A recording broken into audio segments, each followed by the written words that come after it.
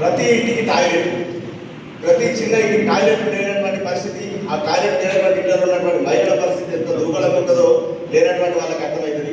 అలాంటి మహిళలు రోడ్ల మీద వెళ్ళి రావాలంటే వాళ్ళకి ఎంత ఇబ్బందులు దృష్టిలో పెట్టుకుని చిన్న కామన్ పర్సన్కి టాయిలెట్ అనేటువంటి దాన్ని ఒక పెద్ద ప్రధానమంత్రి స్థాయిలో ఉన్నటువంటి వ్యక్తి ఆయన ఆలోచన కింద ఉన్నటువంటి పూర్ పర్సన్ ఏవైతే అవసరాలు ఉన్నాయో ఇన్సూరెన్స్ పెద్ద పెద్ద 20,000, 30,000, 10,000 ఇన్సూరెన్స్ తీసుకుంటుంది. ప్రతి ఒక్కరికి ఆరోగ్య భద్రత ఉండాలని చెప్పేసి 300 రూపాయలకే ప్రధానమంత్రి సురక్ష యోజన అనే పథకాన్ని ప్రారంభించింది.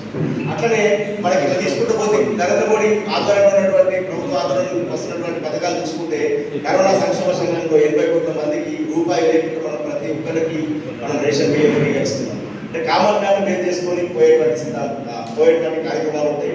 మనకు రెండే మనం చేసుకోవాల్సిన ఏకాత్మత మానవతావాదం. బీజేపీ సిద్ధాంతం ఏంటంటే ఏకాత్మ మానవతావాదం. అది ఏమన్నట్టు ఏకాత్మ మానవత ప్రతి మనిషి యొక్క ఆలోచన ఒక విధంగా ఉండాలా, ప్రతి మనిషి ఆత్మ ఒకటే ఆలోచించాలి. ఏం ఆలోచించాలా? నా దేశం ఫస్ట్, నా పార్టీ నెక్స్ట్, ఆ తర్వాతనే నేను అనేటువంటి ఆలోచనను నిర్మాణం చేయడమే బీజేపీ యొక్క సిద్ధాంతం. అదేవిధంగా అంత్యోదయ, చివరి మనిషిని దృష్టిలో పెట్టుకొని మనం పనిచేయాలి. ఇవన్నీ బీజేపీ యొక్క మూల సిద్ధాంతాల్లో ఒకటి. అయితే వీటిని దృష్టిలో పెట్టుకొని నాకు ఇచ్చినటువంటి టాపిక్ కార్యపద్ధతి, కార్యవిస్తరణ, వీటిని దృష్టిలో పెట్టుకొని మన ప్రోగ్రాంలను తయారు చేసుకోవాలా, మన సిద్ధాంతాన్ని ప్రజల్లో తీసుకోవాలి. కార్యపద్ధతి అంటే మనం చూసుకుంటే మన పార్టీ లోపల మనకు మొట్టమొదటిగా బూత్ కమిటీలు ఉంటుంది. బూత్ కమిటీలు అంటే తెలిసి కదా అందరికీ, ప్రతి బూత్కు ఒక అధ్యక్షుడు ఉంటుంది. బూత్ కమిటీకి అధ్యక్షులతో 11 మంది కమిటీ ఏర్పడుతుంది. ఈ బూత్ కమిటీ అధ్యక్షులు, బూత్ కమిటీ వాళ్ళు నెలలో ఒక్కసారైనా సరే మనం అందరం సమావేశం కావాలి. ఎందుకు సమావేశం కావాలి? బూత్లో మనందరము ఆ బూత్లో ఉన్నటువంటి పరిస్థితులు ఏమో మనకు తెలుస్తుంది. ఆ కార్యకర్తల యొక్క పరిస్థితులు ఏమి, బూత్లో ఎక్కడెక్కడ ఏమేమి పరిస్థితులు ఉన్నాయి, ఎక్కడ స్వచ్ఛత ఉండలేదు, ఎక్కడ శుభ్రత ఉండలేదు, ఎవరి ఇట్లా అనారోగ్యం పాలైందా, వాళ్ళకి ఏమన్నా ప్రాబ్లమ్స్ ఉన్నాయనేటువంటి విషయాలు ఆ 11 మంది మనం కలిసి కూర్చునడానికి మనకు ప్రతి నెల ఒకసారి ప్రధానమంత్రి స్వయంగా మన్ కీ బాత్ అనే కార్యక్రమాన్ని నిర్వహిస్తుంది. ఆ మన్ కీ బాత్ కార్యక్రమం సందర్భంగా బూత్ అధ్యక్షుడు స్వయంగా ముందుకు వచ్చి ఆ బూత్ లో ఉన్నటువంటి ఏదైనా ఒక కార్యకర్త ఇంట్లో, ప్రతి నెల బూత్ అధ్యక్షుడి ఇంట్లోనే కాకుండా ఏదైనా ఒక కార్యకర్త ఇంట్లో మనం కూర్చోవాలి. ప్రతి ఒక్క కార్యకర్త ఇంటికి వెళ్ళడంలో ముఖ్య ఉద్దేశం ఏంటంటే వాళ్ళ ఇళ్లకు సందర్శించినట్టు ఉంటుంది.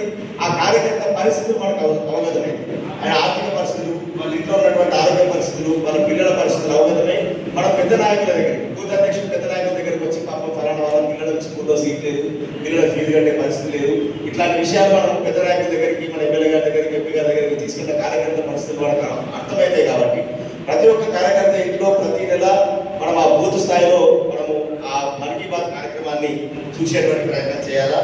అదేవిధంగా ఈ బూత్ కమిటీలు నిర్మాణం అయిన తర్వాత బూత్ అధ్యక్షులు ఏ విధమైనటువంటి వాటిని లక్ష్యంగా పెట్టుకోవాలంటే మనకు 18 సంవత్సరాలు నిండినటువంటి ఓటర్లు ఆ బూత్ లో ఉన్నారా లేదా, ఈ మన్ కీ బాత్ సమావేశంలో జరిగినప్పుడు మనం అలా చూసుకోవాలి. కొత్తగా 18 సంవత్సరాలు నిండిన వాళ్ళు ఎవరు ఉన్నారు, వాళ్ళ ఓటర్ నమోదు చేసుకోవాలి, మనమే వెళ్ళి సొంతంగా ఇది చేసుకోవాలి. ప్రభుత్వ పథకాలు అనేటువంటివి ఎవరైనా ఎలిజిబుల్ వాళ్ళు కొత్తగా ఇప్పుడు మనకు ఆన్లైన్ ఓపెన్ అయింది అనుకోండి, పెన్షన్స్, ఆ పెన్షన్ స్కీమ్స్ మనమే వెళ్ళాలా, ఆ పెన్షన్ స్కీమ్స్కి అందరికీ కూడా అప్లై చేసుకోవాలి. ఒక బూత్ కార్యకర్త ఏమేమి చేయాలనేటువంటిది ఇప్పుడు మనకు ఓటేసేటువంటివి ఉంటాయి. ప్రతి కార్యకర్త మనం దానికి ఒక ఓటర్ లిస్టే మనకు పంచాంగం, అదే పంచాంగం. ఆ ఓటర్ లిస్ట్ ముందుకు పెట్టుకొని మనం ఏ రకంగా కాన్సన్ట్రేట్ చేసుకోవాలంటే ఆ ఓటుని ABCD గ్రూపులుగా విభజించుకోవాలి. ఏ అంటే పక్కా మనకు పడేటువంటిది, B అంటే కొంచెం మనం కృషి చేస్తే మనకు పడుతుంది, C అంటే మనం ఎవరైనా పెద్దోళ్ళతోనో లేకపోతే వాళ్ళ కులంతోనో వాళ్ళతోనో వీళ్ళతోనో చెప్పిస్తే ఆ ఓటు మనకు టర్న్ అవుతుంది. ఈ D అంటే ఏం చేసినా మనకి రాదు, ఇది మొండిగట్టలు, ఇది మనం వదిలేయాలి. అట్లాంటిగా ABCD ఓటర్లు వాళ్ళని డివైడ్ చేసుకోవాలి. ఇట్లా బూత్ స్థాయిలో బూత్ అధ్యక్షులు, బూత్ కార్యకర్తలు అందరూ సమన్వయం చేసుకోవాలా. 4-5 బూతులకు కలిపి ఒక శక్తి కేంద్రం అనేటువంటిది ఉంటుంది. ఈ శక్తి కేంద్రానికి 4-5 బూతులు, 3-4 బూతులు అక్కడ స్థానికంగా ఓటర్లు ఉన్నటువంటి సంఖ్యను బట్టి విలేజ్లలో ఒక గ్రామానికి సంబంధించి ఒక శక్తి కేంద్రం వేసుకుంటున్నాం. పట్టణంలో 3-4 పోలింగ్ బూతులకు కలిపి ఒక శక్తి కేంద్రాన్ని నిర్మాణం చేసుకుంటున్నాం. ఈ శక్తి కేంద్ర అధ్యక్షులు ఈ 3 బూత్ అధ్యక్షులతో సమన్వయం చేసుకోవాలా. ఈ శక్తి కేంద్ర అధ్యక్షుడు ఈ 3 బూతులు 4 బూతులు ఉన్నటువంటి కార్యకర్తలందరితో చేసుకోవాలి.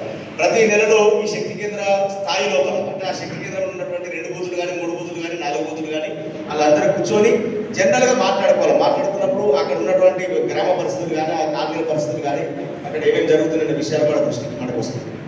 ఈ శక్తి కేంద్ర అధ్యక్షులు అందరితో కలుపుకున్న తర్వాత మనం మండల కమిటీ వేసుకుంటాం. మండల కమిటీలో మండల అధ్యక్షులు ఉంటారు, మండల ఉపాధ్యక్షులు ఒక 6 ఉంటారు, మండల కార్యదర్శులు ఒక 6 ఉంటారు, ప్రధాన కార్యదర్శులు 2 ఉంటారు, కోశాధికారి 1 ఉంటారు, మిగిలిన వాళ్ళంతా మండల కార్యవర్గ సభ్యులు ఉంటారు. ఈ దాని తర్వాత ఈ మండల కార్యవర్గం ఏర్పడిన తర్వాత ప్రతి మండల కేంద్రం లోపల మనకు కార్యాలయం ఉంటుంది. కార్యాలయం అంటే మామూలుగా ఒక షెటర్ తీసుకొని దానికి ఇది బీజేపీ జెండా పెట్టి పంపడం కాకుండా ప్రతి మండల కేంద్రం లోపల కార్యాలయం లోపల ఒక కంప్యూటర్, ఇంటర్నెట్ సౌకర్యము, దాన్ని మెయింటైన్ చేయడానికి ఒక నాలెడ్జ్ తెలిసినటువంటి వ్యక్తి అక్కడ ఉంటే మనకు మన కార్యకర్తలందరికీ ఫోన్ చేయడం, పిలిపియడం, చేయడం ఇట్లాంటి పరిస్థితులు ఉంటాయి. కాబట్టి ఇలా కార్యక్రమాలకు పిలవడం, చేయడం ఇవన్నీ ఉంటాయి. కాబట్టి అతను ఒక పర్సన్ పెట్టుకొని కార్యాలయాన్ని మనం తయారు చేసుకునే ప్రయత్నం చేసుకోవాలి సొంతంగా మన మండల పాడి వాళ్ళందరూ కలిసి. అయిన తర్వాత ఇక మండలం లోపల మనం నిర్వహించుకునేటువంటి సమావేశాలు.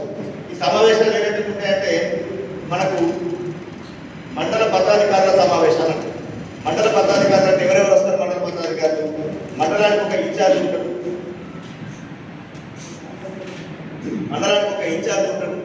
ఇన్ఛార్జ్తో పాటు మండల అధ్యక్షులు, ప్రధాన కార్యదర్శులు, కోశాధికారి వీళ్ళు మాత్రమే మండల పదాధికారులు అవుతారు. మీరు అందరూ గమనించుకోవాలా, ఇక్కడ మండల పట్టణ వాళ్ళు ఉన్నారు. పదాధికారులు అంటే బాధ్యత ఉన్నవాళ్ళు, మండల అధ్యక్షులు, ఉపాధ్యక్షులు, మండల కార్యదర్శులు, ప్రధాన కార్యదర్శులు, కోశాధికారి వీళ్ళు కలిసి ఆ మండలంలో మనకు రాష్ట్రం నుంచి, జిల్లా నుంచి కార్యక్రమాలకు, ఆందోళన కోసం మనకు పిలుపు వస్తుంది.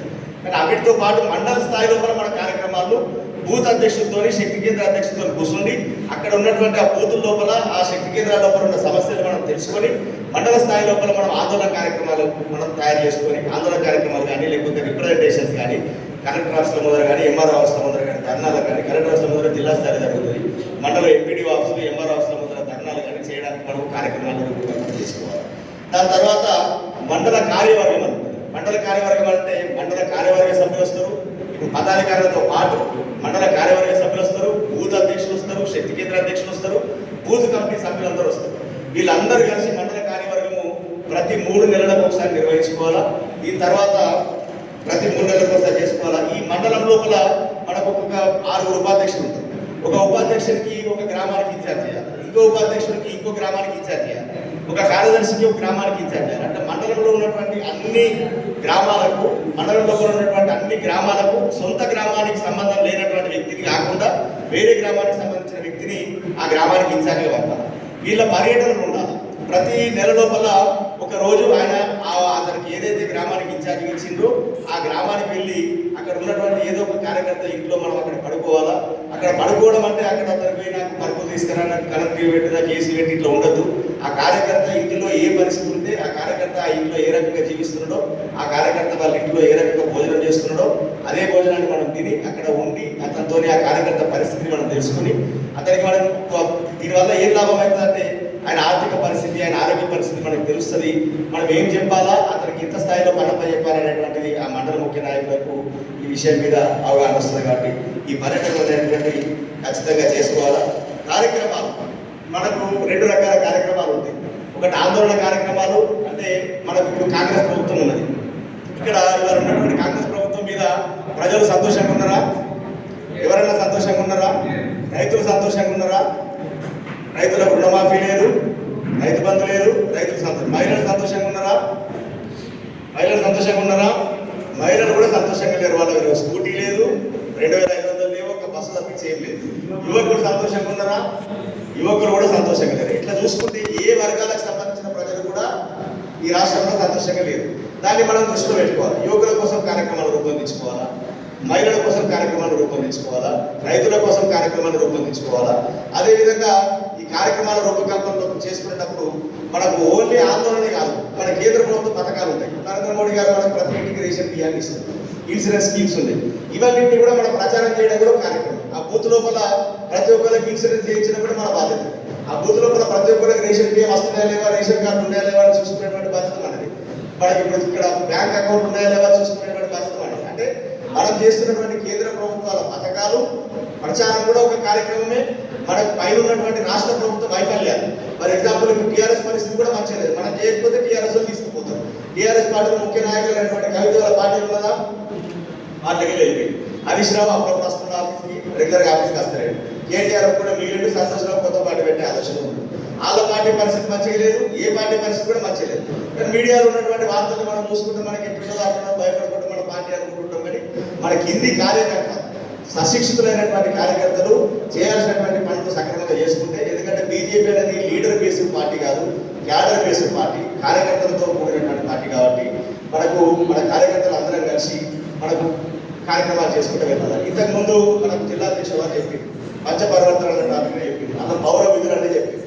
మనకు మిగతా ఆర్గనైజేషన్స్కి మన ఆర్గనైజేషన్కి తేడా ఉంటుంది. ఏముంటుందంటే కమ్యూనిస్ట్ పార్టీలు ఉంటుంది, వాళ్ళు పౌర హక్కుల్ని మాత్రమే చెప్తుంది.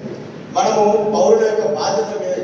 ఇప్పుడు ఫర్ ఎగ్జాంపుల్ ఒక కుటుంబంలో మనం సభ్యులు, నా ఇంట్లో మా నాన్న నాకు బండి కొనియలే, లేకపోతే మా నాన్న నాకు ఇల్లు కట్టేయలే, మా నాన్న నాకు సరి చెప్పేయాలి అని ఏడవడంతో పాటు ఆ ఇంటి పట్ల నాకు ఏ బాధ్యత ఉన్నది, మా నాన్న నేను ఏ విధంగా చూసుకోవాలా, ఆ ఇంటికి నేను ఏం నిర్వర్తించాలా, ఇట్లాంటి బాధ్యతను మనం నేర్పుతాం. కాబట్టి బీజేపీలో సంఘంలో సశిస్తున్నటువంటి కార్యకర్త దానికి ఏ పదవి రాకపోయినా బాధపడడు. ఎందుకంటే ఆయనకి ఏం తెలుసు, ఆ పార్టీ కోసం పనిచేయడం మాత్రమే లక్ష్యంగా పెట్టుకొని పోతాడు.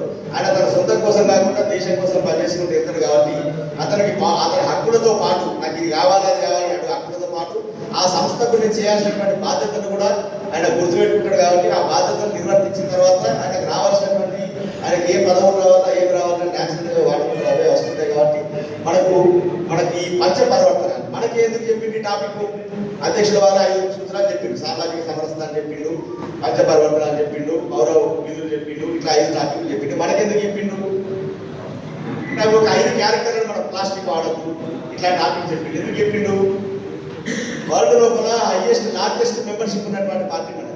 నాకు తెలిసి 13 కోట్ల మెంబర్షిప్, 13 కోట్ల సభ్యత్వాలు, 13 కోట్ల సభ్యులు ఉన్నటువంటి పార్టీ చైనాను మనం దాటేసినాం. ఈ 13 కోట్ల మంది కనుక ఈ 5 మంచి లక్షణాలు, ప్లాస్టిక్ను వాడకుండా, లేకపోతే మనము ఈ పంచపర్వత సామాజిక సమరసత, దాంట్లో ఏమంటే ఇప్పుడు మనకు ఫర్ ఎగ్జాంపుల్ రేపు పొద్దున 14వ తారీఖు నాడు అంబేద్కర్ జయంతి ఉంది. సామాజిక సమరసత అంటే అర్థమైంది, అన్ని కులాలని మనం సమానంగా తీసుకుంటూ పోవాలి. మనము అంబేద్కర్ జయంతి కార్యక్రమాన్ని ఇప్పుడు అధ్యక్షుల వారు మనకు చెప్పింది. కొందరు మనకు మన మీద అక్కసుకొని దళితులు మన దగ్గరికి రానివ్వడం లేదు. దళితులు మన దగ్గర రానియకపోవడం వల్ల మన మీద దుష్ప్రచారం చేసి మన పార్టీకి దూరం పెట్టే ప్రయత్నం చేస్తున్నారు. ఈ అంబేద్కర్కి సంబంధించినటువంటి విగ్రహాన్ని అంబేద్కర్ జయంతి 14వ తారీఖు నాడు, 13వ తారీఖు నాడే మనం వెళ్ళి శుభ్రం చేయాలి. ఉన్నోళ్ళందరి అటెన్షన్ మన మీద కనబడేటట్టు చేసుకోవాలి. మనం వెళ్ళి చేయాలంటే ఒక బీసీ కార్యకర్తనో, ఒక రెడ్డి కార్యకర్తనో, ఒక వెల్మ కార్యకర్తనో పోయిన అనుకోండి, అక్కడ ఉన్నటువంటి దళిత సంఘాలు గొడవ పెడతారు. మనకంటూ వ్యవస్థ ఉన్నది కదా, దళిత మోర్చా నాయకులు పంపించాలా, వాళ్ళ వెనకాల మనం నిలబడాలి. ప్రతి కార్యకర్తకు ఫోకస్ వచ్చింది. అంబేద్కర్ జయంతిని దళిత మోర్చా వాళ్ళు చేస్తారు, కొమరం భీం జయంతిని గిరిజన మోర్చా వాళ్ళు చేస్తారు. అక్కడ మండలాధ్యక్షుడు ఉన్నా, జిల్లా అధ్యక్షుడు ఉన్నా, రైతులకు సంబంధించిన సమస్యలు కిసాన్ మోర్చా వాళ్ళు చేస్తారు, వివేకానంద జయంతిని యువ మోర్చా వాళ్ళు చేస్తారు. అట్లా ఎవరికి సంబంధించినటువంటి పనులను వాళ్ళకు ఫోకస్ వచ్చేటట్టు, వాళ్ళు కూడా లీడర్గా కనబడేటట్టు మనం వాళ్ళని ముందర పెట్టుకొని, అంతకంటే పెద్ద స్థాయి నాయకులు వాళ్ళ పక్కన నిలబడి పేపర్లలో కానీ మీడియాలో కానీ వాళ్ళు లీడర్లుగా కనబడేటువంటి విధంగా మనము తయారు చేసుకోవాల్సినటువంటి పని ఈ కార్యవిస్తరణలో భాగంలో ఉంటుంది. కాబట్టి మనకు ఈ బూత్ కమిటీలు, మండల కమిటీలు, తర్వాత జిల్లా కమిటీలతో పాటు ప్రతి మండలానికి 7 మోర్చాలు ఉంటాయి. గిరిజన మోర్చా, దళిత మోర్చా, బీసీ మోర్చా, మన తర్వాత మహిళా మోర్చా, యువ మోర్చా, మైనార్టీ మోర్చా, ఇట్లా 7 మోర్చాలు ఉంటాయి. ఈ 7 మోర్చాలు కూడా కార్యవర్గాలు ఏర్పరచుకొని 7 మోర్చాల ఆధారంలో ఏమేమి కార్యక్రమాలు నిర్వర్తించుకోవాలా, ఆ మండల స్థాయిలో ఏ దళితులలో ఏ సామాజిక వర్గం వాళ్ళు ఎక్కువ ఉన్నారు, బీసీలలో ఏ సామాజిక వర్గం వాళ్ళు ఎక్కువ ఉన్నారు, వాళ్ళందరినీ చూసుకుంటా కార్యవర్గాలలో సమ ప్రాధాన్యత ఇచ్చుకుంటా కార్యక్రమాల రూపకల్పన చేసుకొని మనం ముందుకెళ్ళాలని చెప్పేసి కార్యక్రమాన్ని చేస్తుంది.